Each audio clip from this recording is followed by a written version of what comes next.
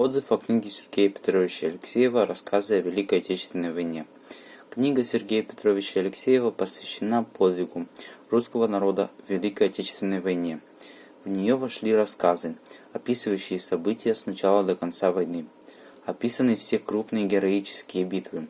Московская битва, великие битвы на берегах Волги, на Курской дуге, оборона Севастополя, блокада Ленинграда, штурм Берлина.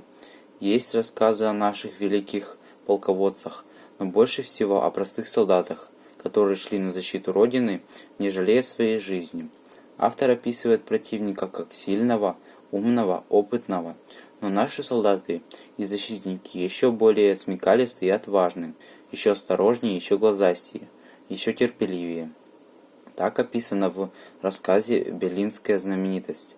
Осторожен Конингс, Зайцев еще осторожнее. Глазаст Конингс, Зайцев еще глазастее. Мне понравился рассказ «Бронзой поднялся в небо». В нем рассказывается о простом солдате, который спас немецкую девочку.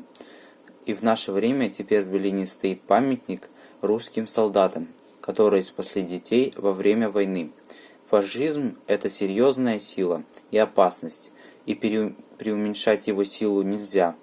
На главных направлениях у немцев было больше пушек, самолетов, танков, обученных солдат.